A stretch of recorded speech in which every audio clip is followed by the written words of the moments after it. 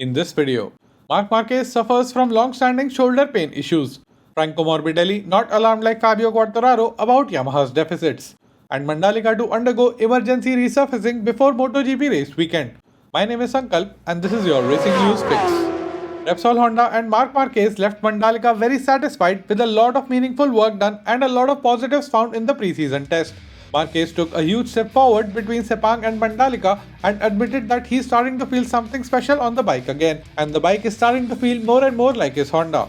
With Honda redesigning the RC213V pretty much from the scratch and MARQUEZ missing out on the Jerez post-season test, there was a big question mark on how he would feel on the new prototype. But the 8-time world champion showed up at Sepang with the mindset of getting to know the bike and start making changes only at Mandalika. Marc said, "My goal in this test was to bring the bike to the right track. This is a new bike and it is very different.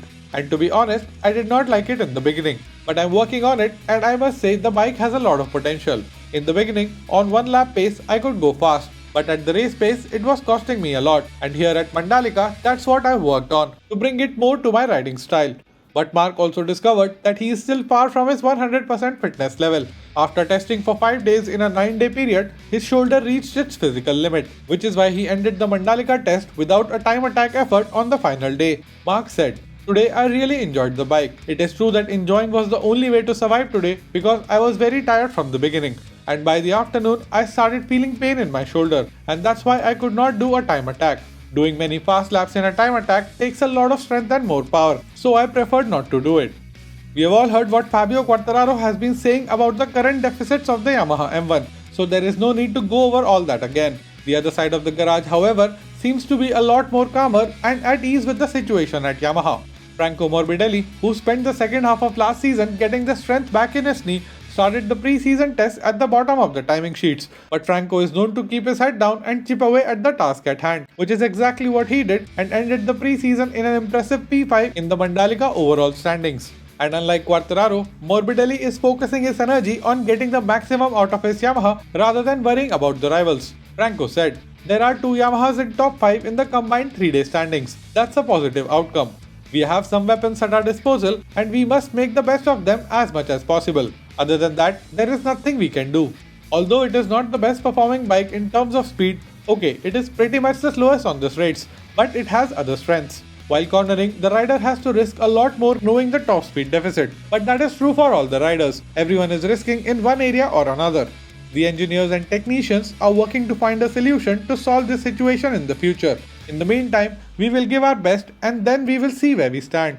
And at the second pre-season test at Mandalika, Motogp riders were not happy with the conditions of the track. It was very dirty to begin with, and as the Motogp bike started circulating, the track was breaking up in places and shooting chunks of debris at riders, which felt like bullets. A number of riders after the test said that the venue was not ready to be used for a race and called for work to be done. The damaged surface had even prompted rumors that the Indonesian race weekend, currently scheduled for March 18 to 20th, might even need to be postponed.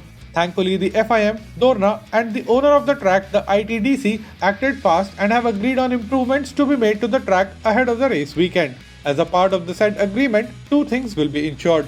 The track will be resurfaced from before turn 17, which is the final corner, all the way through to after turn 5. The track will also be cleaned and prepped using world-leading technology to ensure the entirety of the surface meets MotoGP standards. And these improvements have been agreed upon to be in place before March 11th, which is 1 week before the race weekend. If you made it till here, help me out. Subscribe to the channel and ring the notification bell. Here are 2 more videos which you might enjoy. My name is Sankalp and I'll be back with another video very soon.